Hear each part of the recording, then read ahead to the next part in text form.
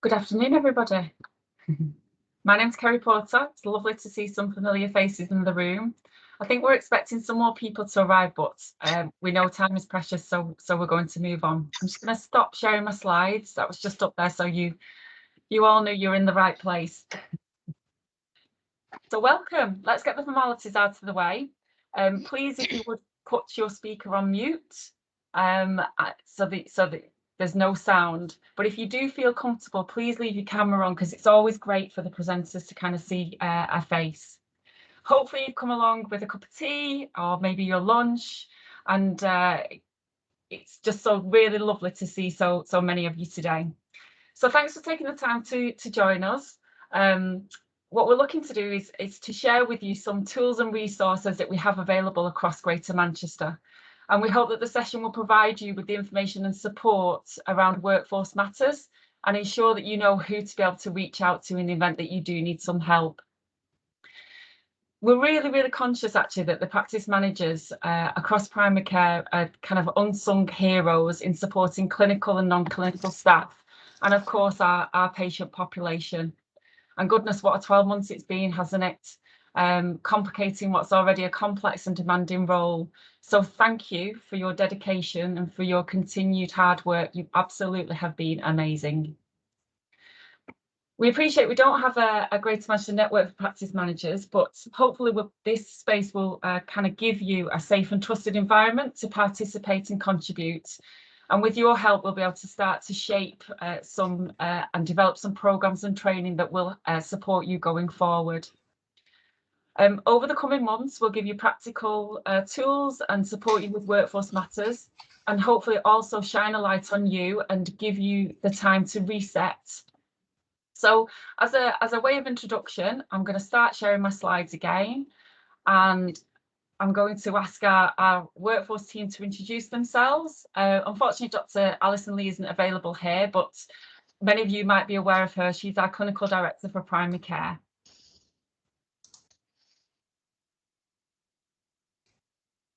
Leslie? Hello. Yeah, hi. My name's Leslie Royal Pryor. I'm primary and community nurse lead for Greater Manchester.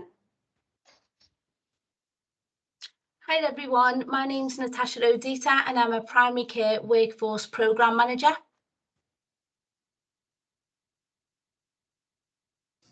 Hi everyone, my name's Johnny Henderson and I'm a senior project manager for the workforce team. So that's our very small but succinct primary care workforce team. We're very lucky today that we have some speakers.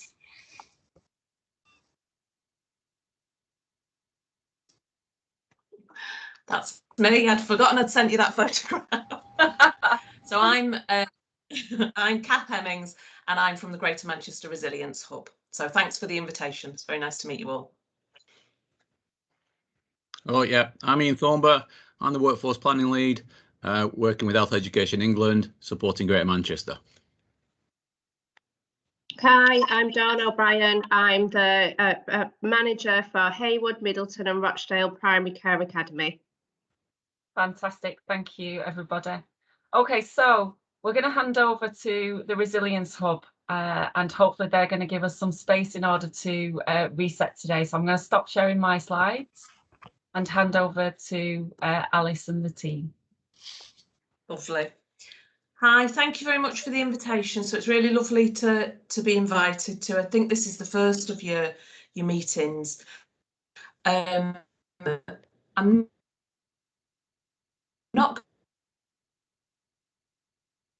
and share a little bit more, but basically we are a survey that's here to support staff working within health and social care within Greater Manchester.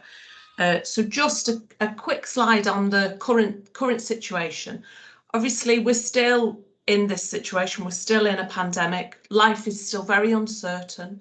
There's been a lot of additional pressures, I imagine, on you guys. I can't actually imagine what it's been like for you guys to carry on working, you know, organising the practice, organising all those people, massive amount of responsibility alongside all your stuff that's going on at home as well. The reason we've been set up is because essentially, we know that health and social care professionals are some of the worst for help, and we know that early statistics showing that there's actually really high percentage of staff suffering with high levels of anxiety, low mood, and even PTSD. So we know that people have had huge impact on their life because of either bereavements or the massive changes. Alongside this, we know that people are fatigued, under too much pressure, relationships are strained. We've all had a heck of a time.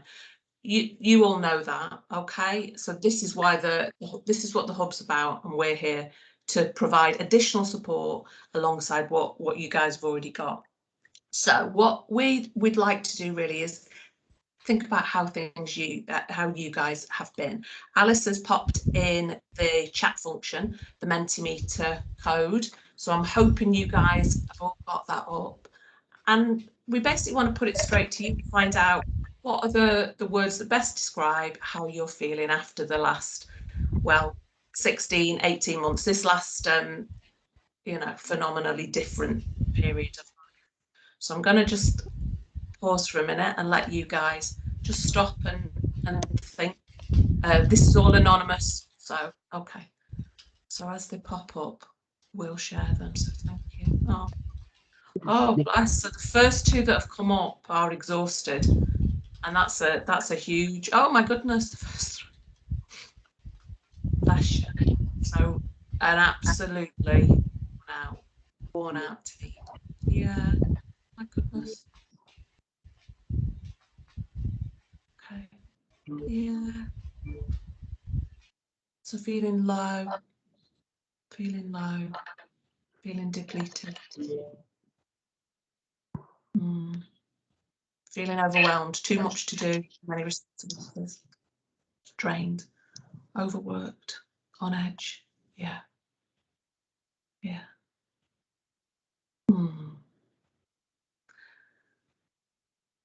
And I don't know whether you guys have had the chance to connect, even in small groups, but I think sometimes just being able to acknowledge that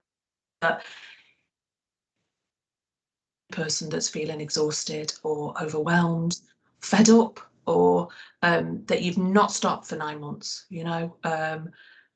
that there's not been the support there for you to be able to do your jobs and take on all that extra responsibility. It's massive. I'm just going to pause just in case anybody else wants to. Any more? Could just fall asleep now. Right. Oh. Tired.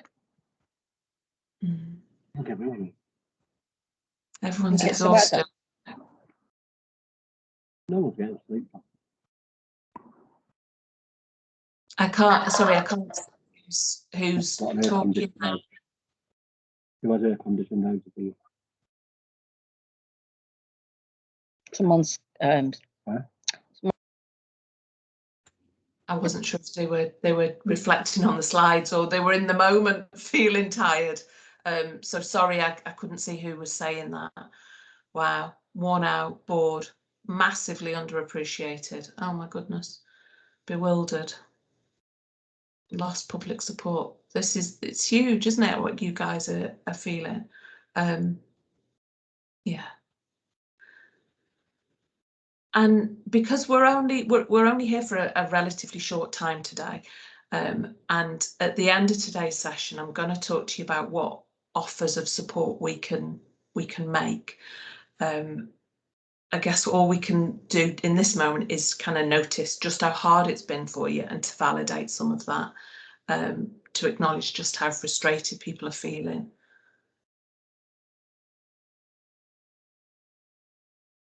Yeah, so there's a real low morale, feeling the kind of those relationships with colleagues have become depleted, feeling that people aren't as supportive perhaps as they've been in the past.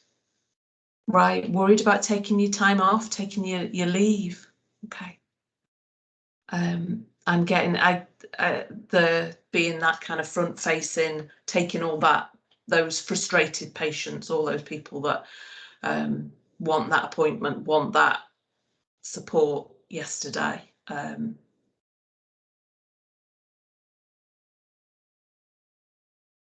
Demand's gone up. Not enough hours in the day, shattered. Oh my goodness. What we'll do with this as well is when we share the slides, we'll kind of create it creates kind of like a cloud or a list of all the things that you've shared. I don't know if it surprises anybody just how strong the strength of kind of feeling is here, and just how depleted people have been. My guess is it probably doesn't. So I guess now what I want to say, and absolutely we could spend hours now thinking about just how hard that's been, and that's something we could certainly think about doing at another session. But what I guess I want to say is that you're all still here, regardless of what's happened in your own lives and throughout this past kind of 18 months, 9 months, however it is sits in your mind. Something has kept you going. And so the next Mentimeter we've got is to kind of ask you what supported your well-being. But sorry, Alice, I'd forgotten we'd got a little kind of cloud on the previous slide. Scatty. Basically, the words that are the large, so these are from other workshops and check-ins we've done with people, and the larger the word, the more it's been shared. So I guess, and this is right throughout the health and social care, from domestic staff, nurses, doctors, admin staff. So there's real kind of echoes throughout the system of these words, of a real similarity of how people have been feeling. So next, if you can, because as I was saying, you've kept going. So what has helped? What has helped to support your well-being throughout this time? Okay. First up, family. Fantastic teamwork on my husband. Family and exercise, knowing you are doing your bit to get out of the pandemic. Okay. So that really kind of strong kind of moral value. Medication, colleagues, yeah. The great receptionists, the need to support the team. So sometimes knowing the other people need the support has kept you going. Okay. Oh, nothing much. And that's, I'm glad people feel they can be honest, that actually there is nothing magic to help us with this. We can't, as we say at the Hub, you can't yoga yourself way out of a pandemic. You can't, do breathing exercises to get you out of this situation, but we can think of ways that will help family, staff, looking for a new job. So actually feeling I need to move on, and that's okay as well. Medication, absolutely, that can be really helpful. Laughing when possible. Again, supportive team, and goodie bags from your family and friends. Weekends, living for the weekends.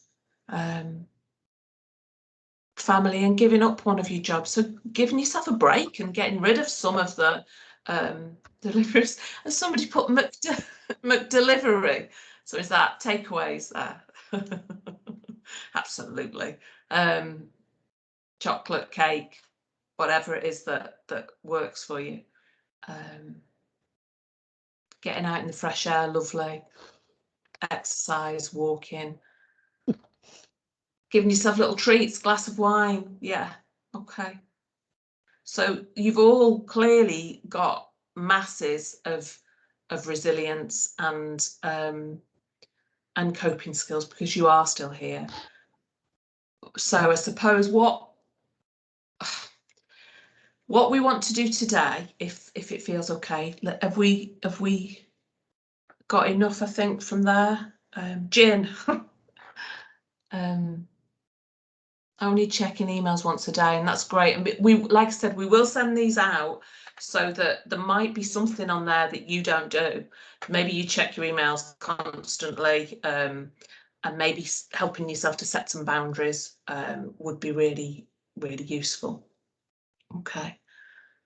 Not a glass but a bottle. And again, someone saying not much. Actually, there's nothing that comes to mind that makes you feel that something's helped your well-being, because you've reached that point where it all feels too much.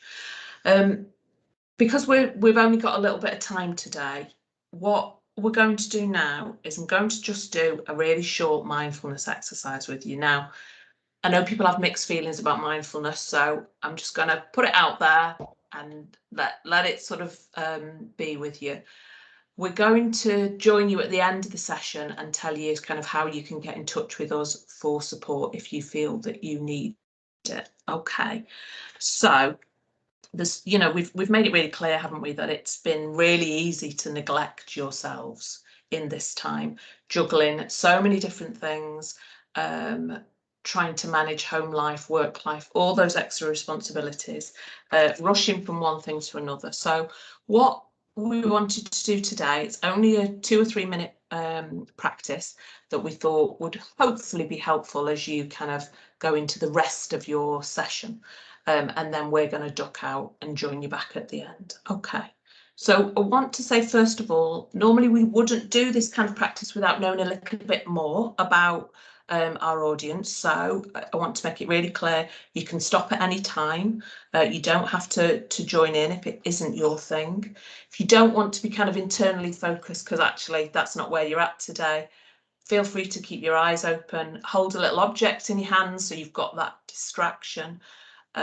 Focus on a fixed spot, or, you know, look down at the floor, lower your gaze if you don't want to shut your eyes. Of course, turn your cameras off, put yourself on mute if that's, you know, what you want to do. If you can, silence phones and mute those beeping emails for the, I guess, for the whole of this meeting. That would be really helpful for you. So if you guys are ready, you know, click off your cameras if that feels okay. Find a comfy seat and we'll just run through this for the next couple of minutes, okay?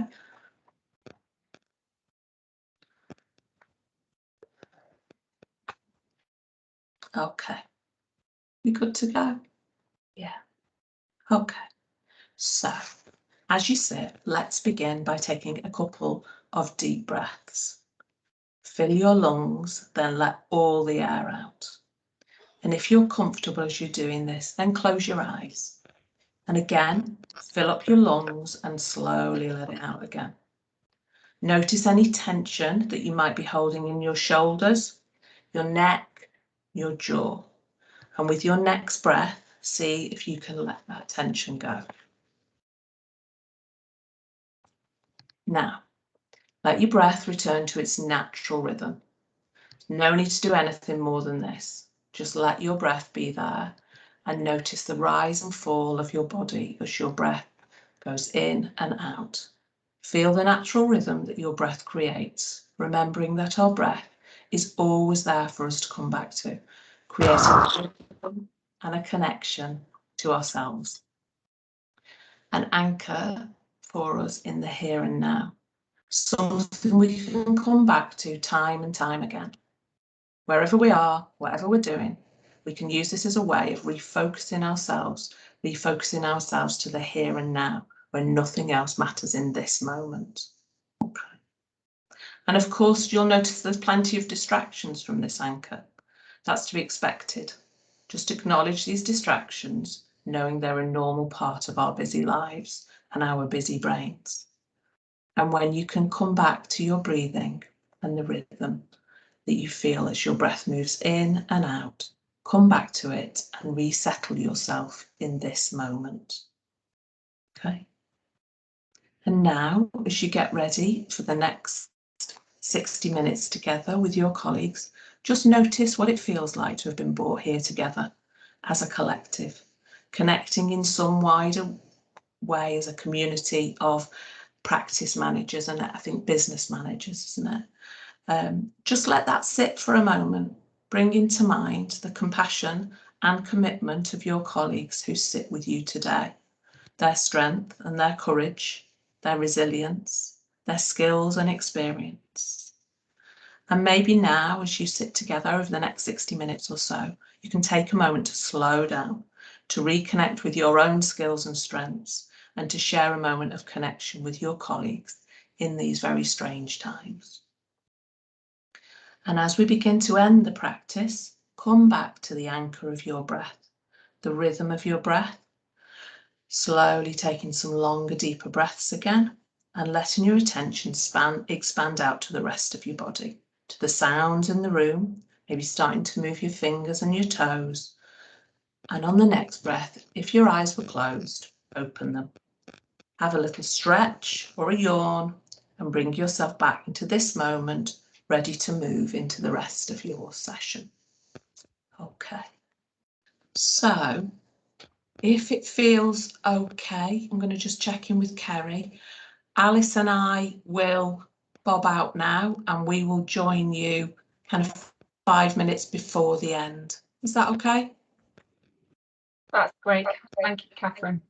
No worries. So we'll see you in a little bit. I'm not going to leave. I'm just going to mute and turn my camera off and go off and get myself for a cup of tea. So enjoy your time together and we'll see you in a little bit. Okay. Hi. Thank you. That was quite powerful, wasn't it? In terms of the content and the feedback from you all. Really, it does feel that this is a really needed and valued group going forward. So hopefully after today, kind of your feedback will help inform some work. Certainly, we're very mindful of workforce data and in terms of our workforce colleagues. And so what I'm going to do is hand over to Ian, and Ian's going to give us a quick overview. I'll start sharing my slides so Ian can... Thanks, Ian. Afternoon, everyone. Just to say again, my name is Ian Thornber. I actually work for Health Education England. I'm responsible for Greater Manchester workforce planning. Part of that role involves working with primary care colleagues on understanding the general practice workforce. I've been asked today just to give a quick overview, a couple of slides, no more than that, on concentrating on the latest information on staff age profile. So basically, we've got a slide here, and for those who like pictures or charts or graphs or whichever way you want to work, we've got the same information shown in the bubbles that's shown on the in the little table that's there.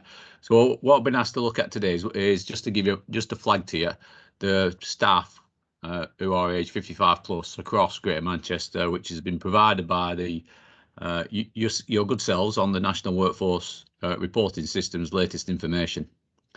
So if we look at the top left-hand corner, the all staff, you've got a number of bubbles there. The green one is aged under 25.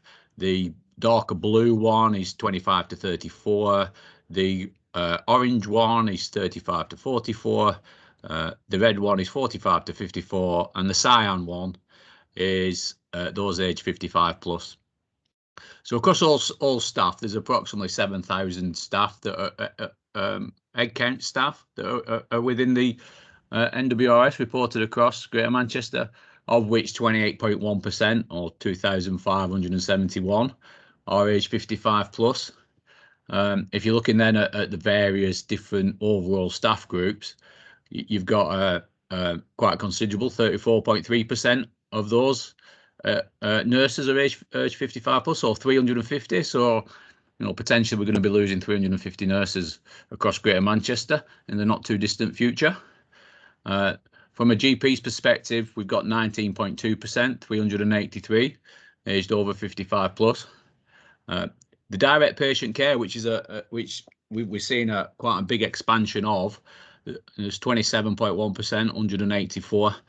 and the administrative side, which sometimes gets overlooked when we're reporting and doing lots of information from a workforce perspective. But there's considerable of the administrative side, over 55 plus 33.4%, or 16, just over 1,600. It's quite a considerable amount to the workforce that we're going to have to plan for going forward in the future. How are we going to meet the extra demand that's coming up, and how are we going to cover these roles and people that are going to be lost to the system with all their experience and know-how? From my point of view, on a planning perspective, I need to understand what the future training requirements are, and I get my information from the NWRS system. So how many additional nurses do we need going forward? How many additional GPs? And then all the new roles, the additional roles reimbursement schemes. So the training nursing associates, the nursing associates, the dietitian, podiatrists, etc. And I do get that information from the reporting that comes out of what you enter into the National Workforce Reporting System. So from my point of view, I'm here to support you on understanding how to use the system, how to get the best out of the system, and from my point of view is, you probably think, well, I do this work and nothing gets fed back to me. This could be a forum for us to feedback information to yourselves on what is, what information do you need. It's also could be a forum for you to share any issues that you've got with the system, so I can then work with NHS Digital on rectifying any problems that there are with the system, or any issues that you've got with it. So that was a quick overview of staff age 55 plus. For me to emphasize that we're here to support you on actually using the system to so that we can better understand what the workforce is out there and better plan for future workforce. Ian, do you want me to continue sharing these slides, or? I can do. I can quickly go on. These are just more background information. So I've already really covered that we've got just over 7,000 staff in total across Greater Manchester, and that shows the overall figures. And then you can work out the percentages of the various staff groups. The bottom bar chart shows the variance for the last year. So over the last year, we've lost 0.5% of administrative staff. We have great gain on direct patient care, which is a lot of the R's roles, 4.1%. We've gained slightly on the GPs, 0.6%. We've lost nurses, so you can see the trend over the last 12. That indicates the trends over the last 12 months. The registrars are slightly different in the way that they rotate. So although it shows a massive increase, it can be due to the way it's reported within the system. And the final slide, please, Kerry. And again, this just gives an overview of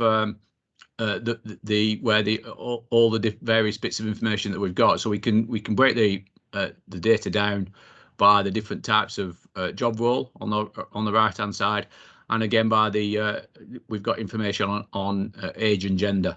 So you can see that we're predominantly female workforce, and you can see the ages and the proportions of the numbers over and how old they are. Thanks, Ian. So some of that data is quite stark, isn't it, in terms of our workforce and potentially looking to retire or move on, as somebody's indicated in the chat today. We'd really like to understand kind of what roles that you're looking to recruit to, because that will help inform some of the programs that we're going to be helping to deliver. So if we could ask you to join the Mentor Meter again, so that's www.menti.com, and use the code 546085. If you could log on to the Menti, that would be great. And then we're just going to ask you 2 questions. What roles do you think that you're going to be looking to recruit to now in the immediate future?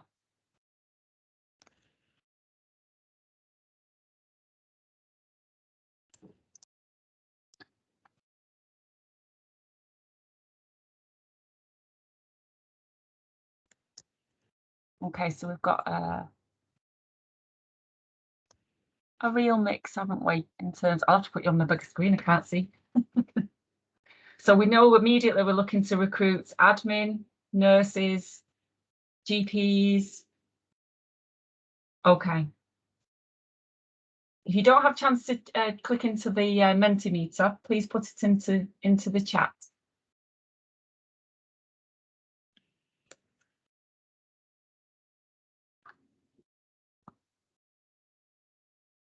Okay. So if you think that you've answered that question, the next question is, what roles do you think you're looking to recruit in the next 12 months?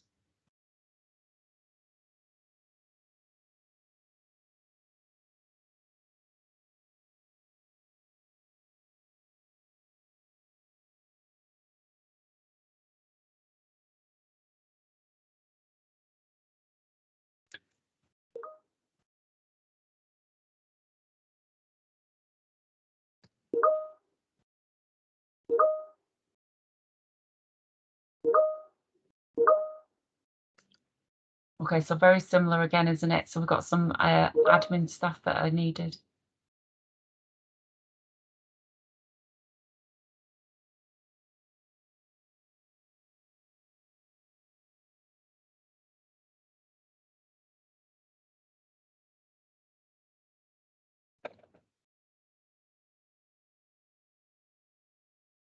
Okay, so there's common themes there, isn't it? That's we've got some stuff around the additional roles, direct enhanced service, as well as entry-level staff. Okay, fantastic.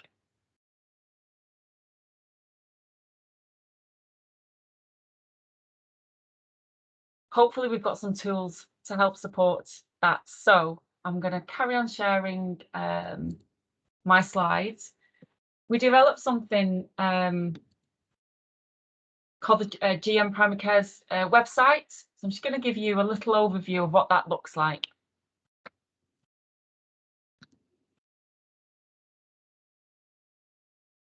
Welcome to Greater Manchester. Oops. Sorry, a little bit of a technical hitch. Primary Care Careers platform. On our platform, you'll be able to explore information around the 4 domains in primary care: general practice, dentistry, pharmacy, and optometry. For the purposes of this video, we're going to delve into general practice. On the general practice part of the website, there is a host of information to support you in your career in general practice. You can take a look at the job opportunities by clicking this tab. On this page, you'll be able to explore the vacancies across all of our boroughs and find a job that you can apply for. You can also use the search box to search for a particular job using a particular keyword, or simply scroll the list to see if any jobs take your fancy. The Why Work in Primary Care tab has lots of information about what primary care is, primary care in Greater Manchester, organisations within primary care networks and all about them, and devolution and how that works in Manchester. There's also further information about Greater Manchester and why working in Greater Manchester is a great opportunity. You can explore the different boroughs by using this tab, and this will take you to a page that explores them by clinical commissioning group, about the council, and of course, most importantly, coronavirus support. The news section of the website is particularly important because this will advertise programmes, courses, and support offers. The events section will keep you up to date with news, courses, events, and anything concerning your particular domain. You can scroll through the event by using the calendar and selecting an event that you are interested in. So I suppose what's really important to state is that actually on the careers website there is a job section which was highlighted there, but it's free, so you can basically list a vacancy on the website free of charge. If you're using NHS Jobs, anything with primary care is automatically pulled through to the website, so that's a resource that's available to you, and hopefully it's not too arduous in order to do that. So in terms of the work that we've been doing across Greater Manchester, a lot of you are saying that you're looking to recruit GPs. So we've actively been going out for the past 3 years to the GP training schools, speaking to those GPs that are in their last year of training. And we know that we now have 45 doctors who are about to qualify that are actively looking for a role. So if you have a job vacancy, 1, you can put it on the website, and 2, you can send it directly to us and we can push that out to those GPs looking for a salaried role. Hopefully that will help and will kind of take the pressure off. In terms of those doctors that are looking to qualify, you might not be aware of this, but we have over 19 qualifying from August who are international doctors. So that's doctors that have trained within the UK, but actually when they qualify, they will need a Tier 2 sponsorship. Greater Manchester is supporting practices with this. We're going to be setting up local webinars, and we've also got a hotline with a solicitor that's an expert in this area. So again, that's help for you in terms of the financial burden, and hopefully that's kind of bureaucratic way of navigating that process in order to get yourself a license. So lots of doctors that are available and looking for a job. If you need help, reach out to us.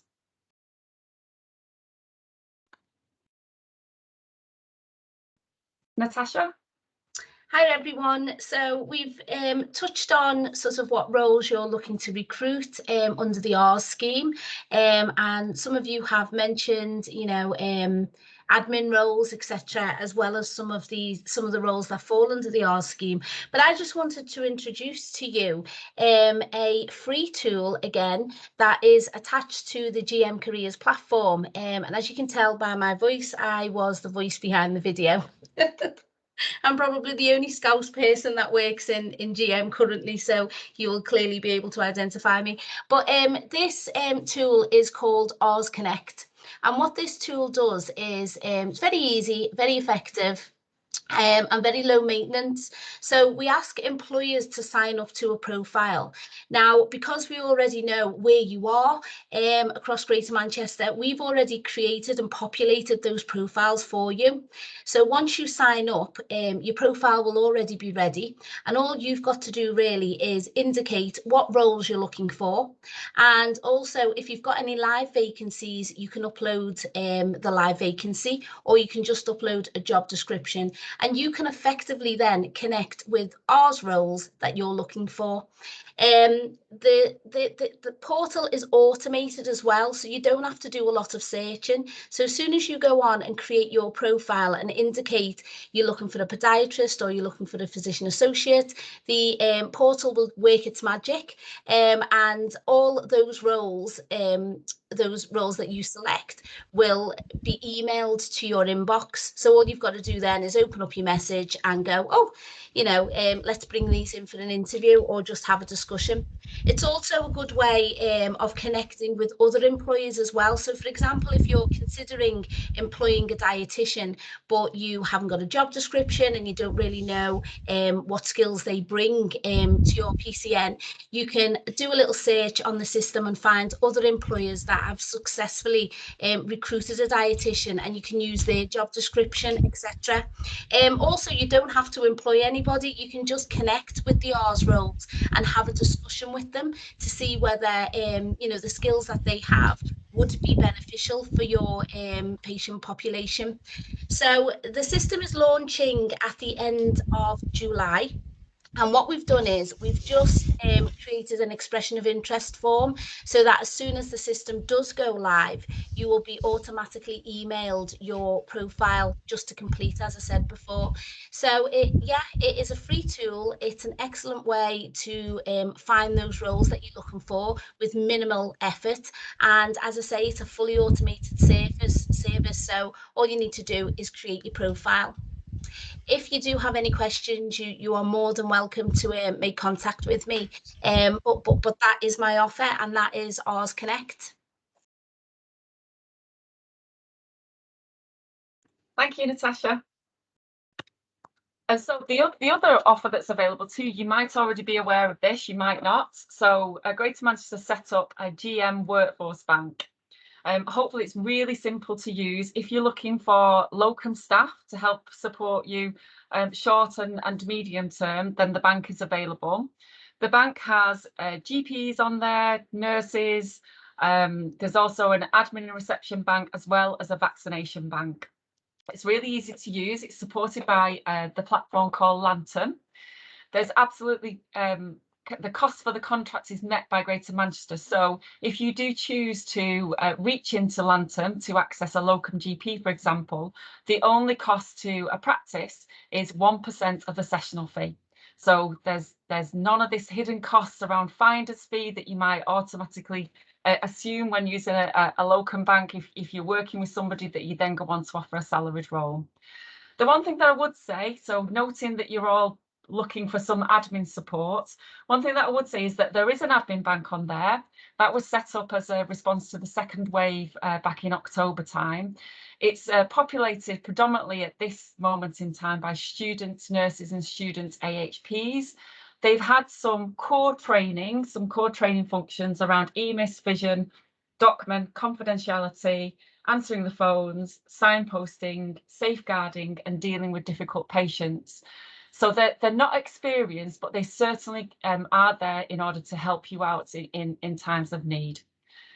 There is a couple of questions in the chat that are asking whether these slides will be shared. Absolutely, we will share all the slides at the end of the session. So you don't have to worry about kind of jotting all this down. The information will be available to you.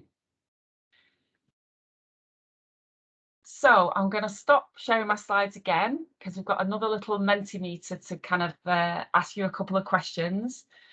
So again, it's the same. You just stayed logged in where you were before. There's no having to come out and check. Those of you that joined late, it's menti.com, menti.com, and the code is 54608508. And there's a couple of questions there. So have you heard of the GM Bank? So no. Right, this is great that we're kind of getting to get this information out to you. 43% if you had, so that's kind of reassuring, but it's worrying, isn't it, that that's a tool and resource that's available to you, and actually quite a lot of you, more than half, didn't know that it's available. Okay, let's make sure that we kind of start spreading the message then. So I suppose of those, the 40% that were aware of it, how many have used the bank? Okay, so again, quite surprising.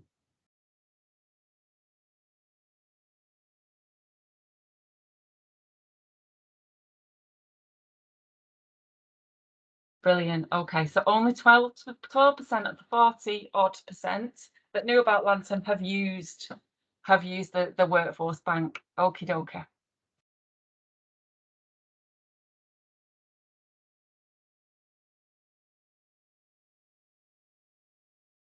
Okay, so in terms of why you haven't used the bank,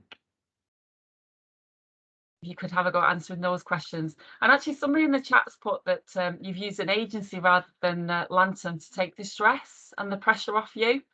Kind of, so I suppose my question would be at that point, kind of how easy, because it's a digital platform. It's a little bit like, for those of you who haven't heard of it, the way I liken it to is Uber. You know, when you go on your phone and you basically ping out that you're looking for a taxi to take you from A to B. Lantern is as simple as that. You basically ping out into the system that you're looking for a doctor to provide a shift on X day. And the training for that is very relatively easy. You get the doctors that come through that are available. The HR checks are already completed, so you don't have to worry about any of that. And you basically kind of reach out to somebody that's able to help support. Okay, so that's really helpful feedback from our perspective as well in terms of why you haven't used the bank, and that's something that hopefully we can use to help address making the bank better and more user-friendly. All right, fantastic. Thank you. Sorry, Kerry, somebody's got the hand up for a question. Yes, myself, John Line. Basically, I have used the platform, and I was the one that put on there about I went to use an agency to take the stress out of it. Yeah. And that's because you don't get any take up for it. So if you don't get any take up for it, you can leave it and leave it and leave it. And you think, at what point do I have to jump in and take other action? And that's why I went to the agency, and I will continue to go to the agencies, because you just can't get any locums to take up the jobs on Manton. All right, well, thanks for that feedback, John. I think when we originally set up the bank, actually, GPs weren't being used.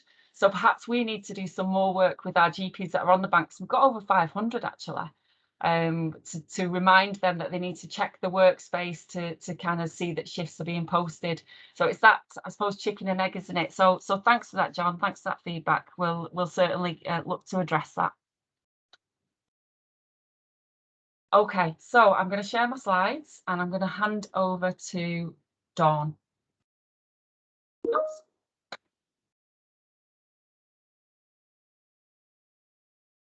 Hi everyone. So it was just really, we've been doing a lot of work with healthcare assistants and admin staff and around the training that's available, and we've had quite a large uptake. I don't know if you've heard, at the next forum we are going to talk about the HCA Foundation programme, but because of that we've been in touch with a lot of providers who are offering a lot of free training for staff. So next slide please, Kerry. We've teamed up with Hotwood Hall and Berry College, and we're able to offer fully funded training for all primary care staff. So a lot of it's short online training, and it's much more in depth than what you get on sort of Bluestream or anything else. But there's stuff around infection prevention, managing stress, mental health awareness, understanding autism, and these are generally sort of short 1-hour courses that you could be doing when you have sort of, I know a lot of practices close for half days for training, and it's probably good that some of the staff do this. There is also a lot of flexible online learning out there with different training providers. We've chosen Hotwood Hall and Berry College mainly because they're supporting with the care certificate and the HCA Foundation.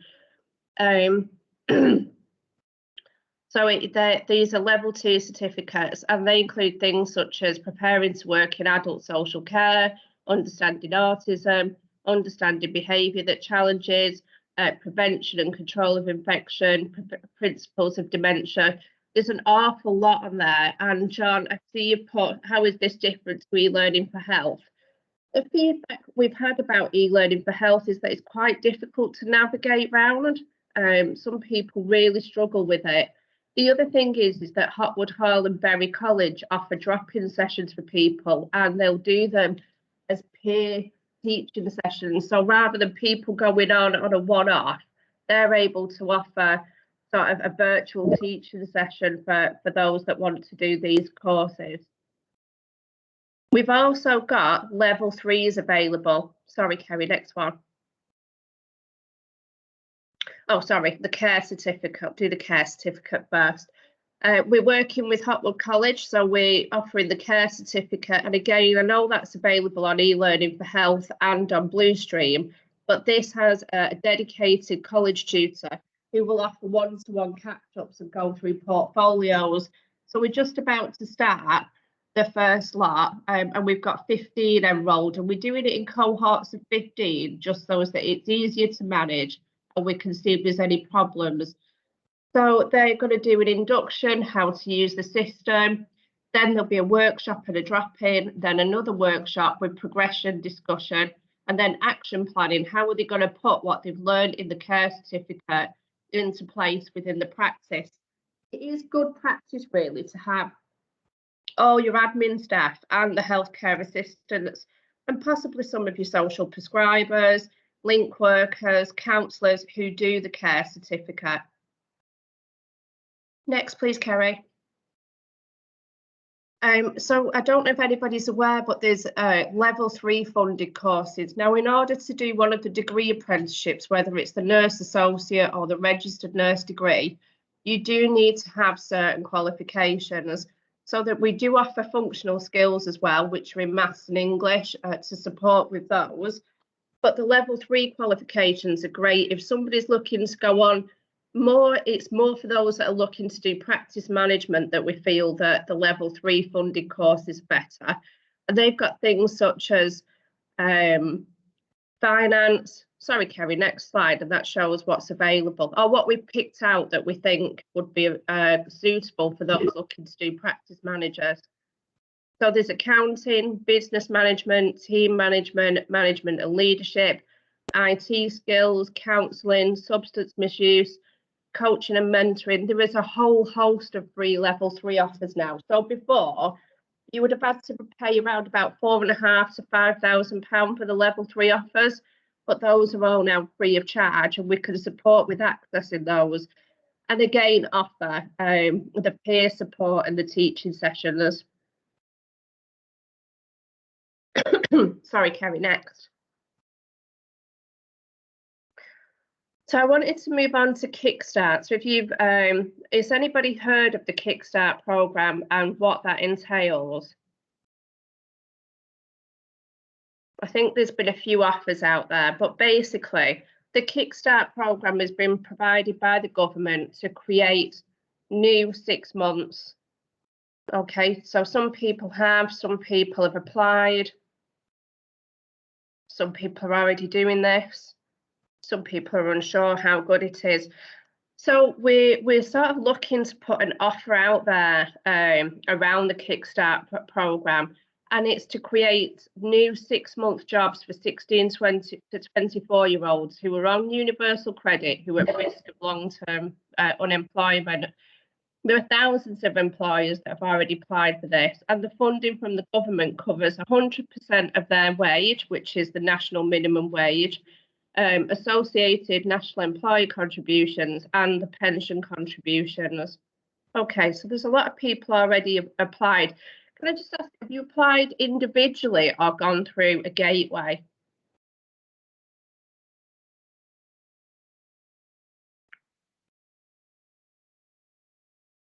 Sorry.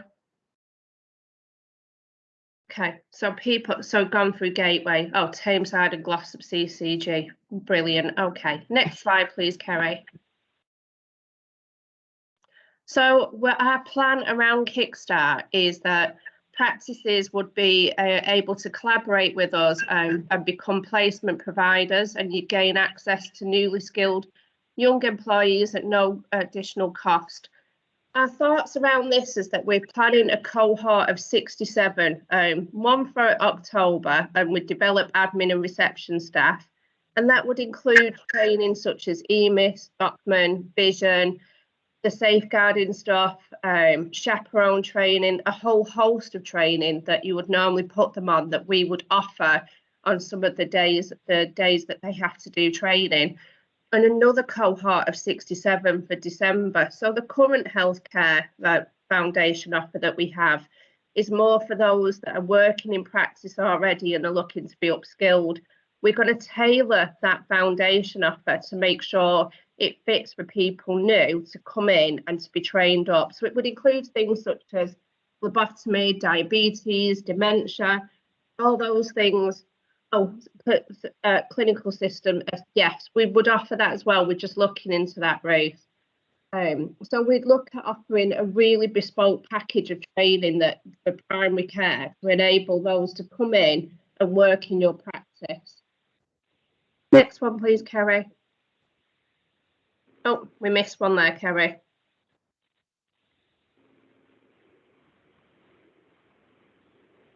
So we're looking, oh, I'm confused, sorry.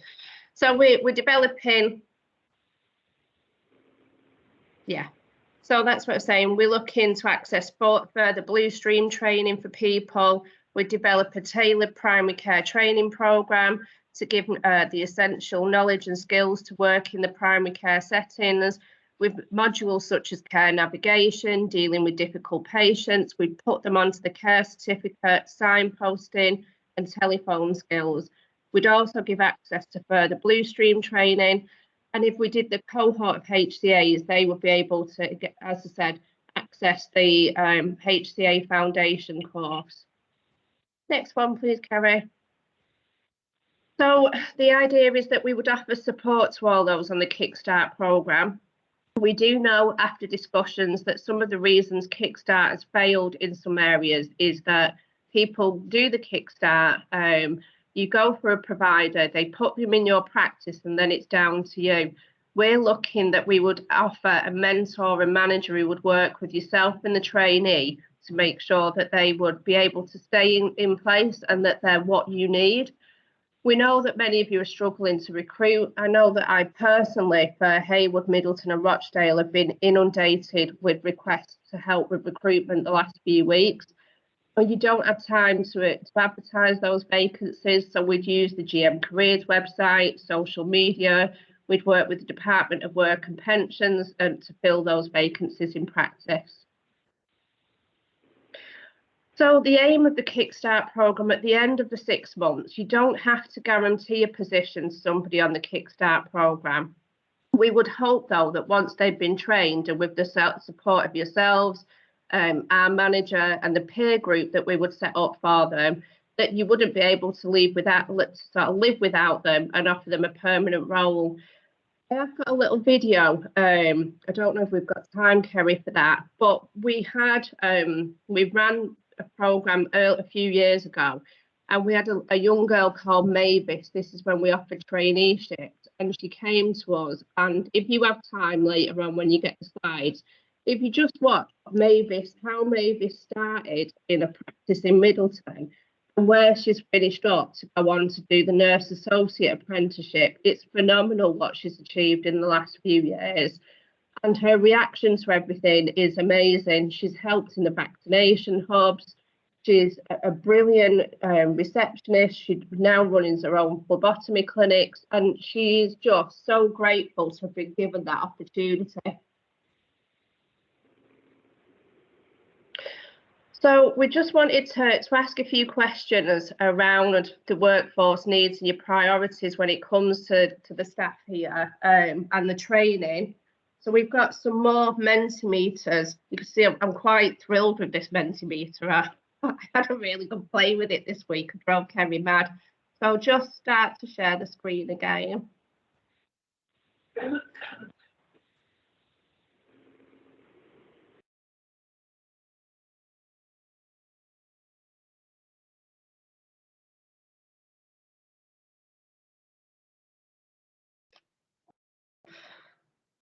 So we had around the GM Careers website. Were you aware of this? Sorry, Kerry, I'll let you take over now. No, it's all right, Dawn. I think people are already on the Mentimeter and have moved on to that question. So no, okay. Hopefully you do now. There's and hopefully if you're looking for something, you'll use it as a resource. It's quite good for your staff as well, actually. If staff are looking for kind of career pathways. Maybe just when you get a moment, maybe just have a little nosy around it. What's the next question, Dawn?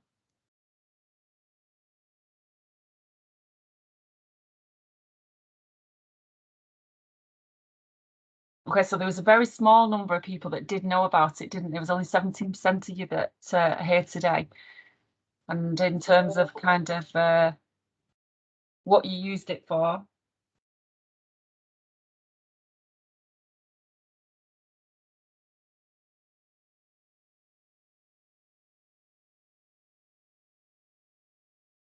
Okay, no problem. Let's move on to the next question then.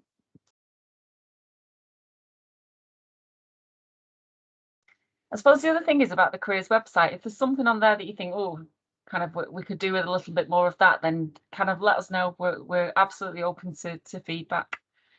So in terms of the Dawn slide and the reception offers that you've heard about, which do you think are going to be most helpful to you? I would just say that we're asking you these questions because it really will help inform programmes going forward. you know, and you're the people that are kind of on the ground, that, you know, are most in a position to be able to do that. So okay, so Kickstart's looking quite favourable, isn't it? And care navigation, there's a common theme.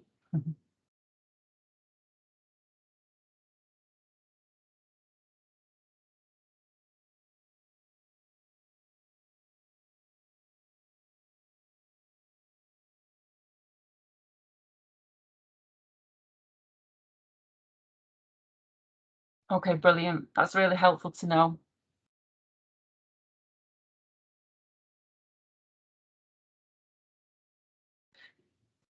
So in terms of apprenticeships that are available, not sure whether anybody's familiar around the apprenticeships, but what do you think would help you with your workforce?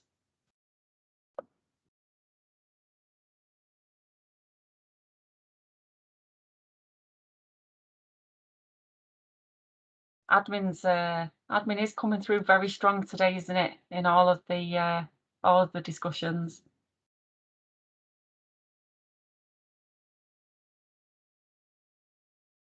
Brilliant, thank you. That's really helpful.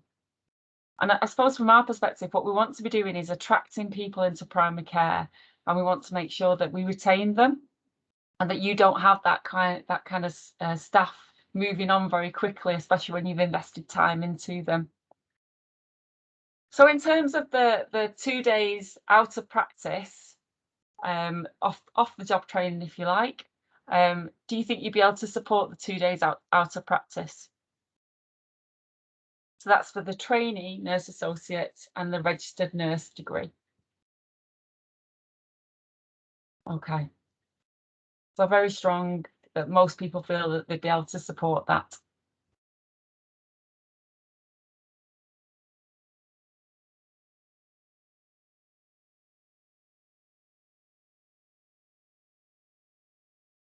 And in terms of taking on an apprentice, do you think that's something that you'd be willing as a practice to commit to? Bearing in mind that we know that you kind of have to take that back in practice for further discussion, but and that you're very influential in that. But in terms of your perspective, is that something that you'd be able to support?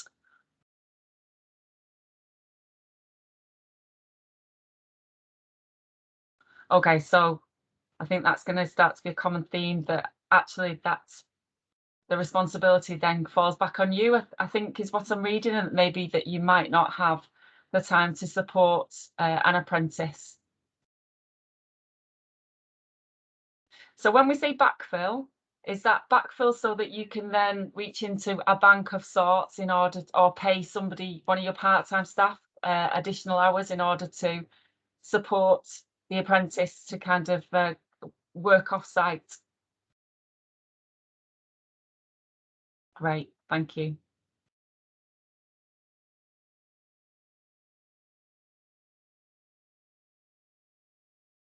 And I think we focused quite a lot this morning, haven't we, on receptionists, and what we were keen to do is to develop our practice manager workforce. So it's interesting for us to understand, do you have a formal qualification, or kind of has that been on the job training and the other skills that you have elsewhere that you've brought to that job?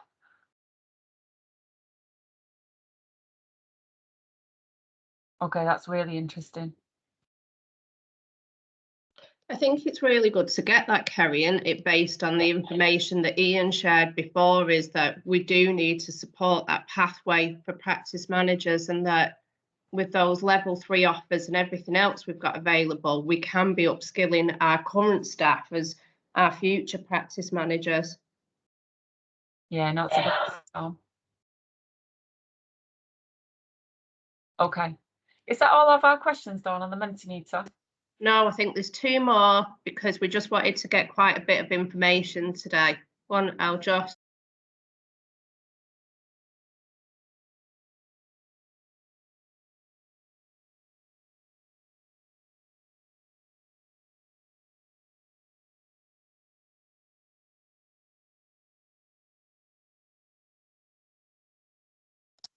So this was about practice managers and whether they would be interested in completing an apprenticeship.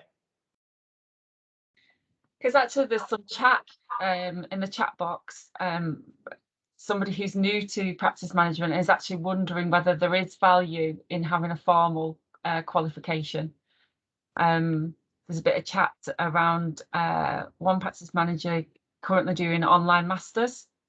So I think this is quite a good network, isn't it, to reach out to kind of the peers to understand what they're doing as well. So I'm hoping that kind of you using the chat function to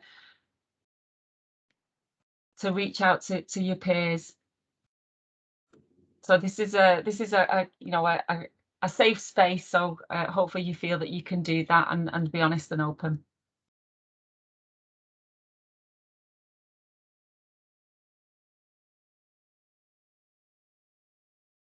Sorry, I think we've just got.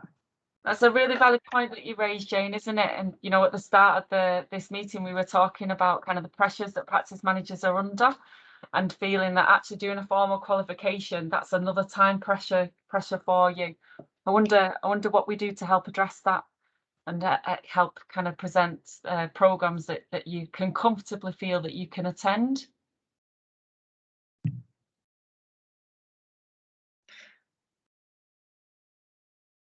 So which two options would be better for you?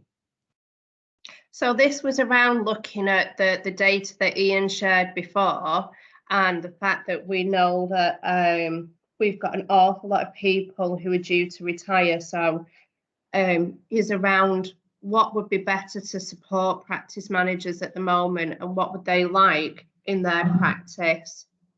Because there is currently no practice manager apprenticeship. And how do we facilitate that? And if it's not an apprenticeship, how do we build the pathway again? So it'd be great to get that information.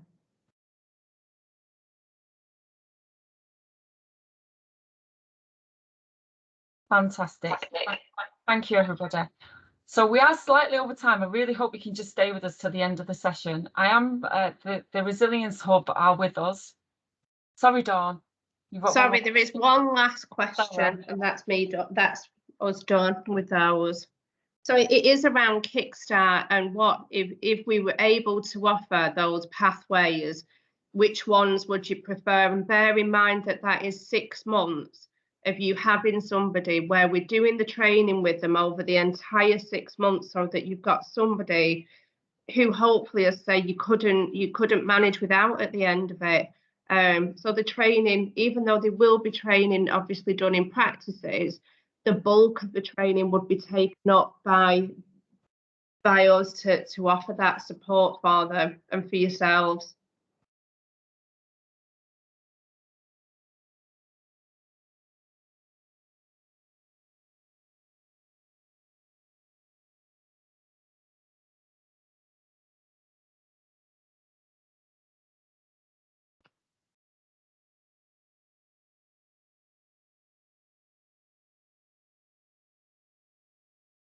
I'll stop sharing, Kerry, but people can still answer that question.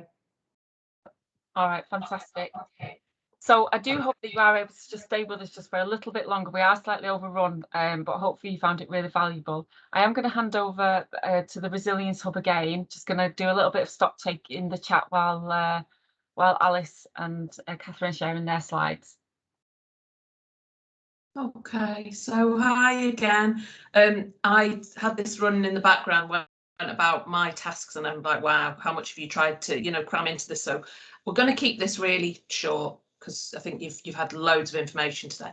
Essentially, what we want to let you know is the hub is here for all health and social care staff. That's all you guys, all your teams and your families, because we can't underestimate how much families have also been impacted. We are a team that originally was set up in the wake of the Manchester Arena attack, and this is why, because of that specialist knowledge around managing trauma after, you know, an awful critical incident, and we've had this really prolonged critical incident, haven't we? So we're a specialist team of mental health professionals, psychologists, social workers, occupational therapists, mental health nurses. So there's a real wealth of knowledge with us. Essentially, what we can offer is support to everybody throughout. I'm going to skip through the teams. We're offering individual support now. That can either be that we help you to access some individual therapy, if that's what you need to do. We're also offering support to teams, peer support, workshops on kind of looking after yourselves, how to kind of manage in these difficult times when the pressures aren't really going anywhere. And so I really do want to kind of, if all you take from us at the hub is know that we are good at supporting, you know, professionals with mental health problems, because as I said at the beginning, that we know from the arena, and we already know from the past kind of 18 months that it's us guys that are the last to come forward. So, you know, getting everyone else the support, but actually the support is there for you guys, because you can't keep, you know, pouring from an empty jug, as the saying goes. So we will share these slides, so you'll have all that information. The last slide we've got is of our screening. So if you want to have a chat with someone about what individual support you can get, if you kind of, yes, the slides will be shared. I think all the slides will be shared. If you go on this link, we've got some screening tools, some questions to ask, and then usually we can get back to you within 2 or 3 days. We've got pretty swift turnaround, and just have a little think about yourself. If any of you feel that for your teams it might be useful to have some workshops about looking after yourself.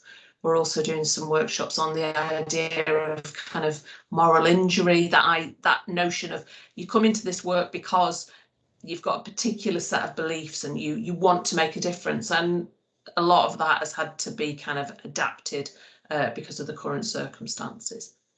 So I'm sure you all want to go about your days, do whatever you need to do. So I'm going to finish there, and like I say, please do get in touch with us. You guys have given so much, and you're going to continue doing that.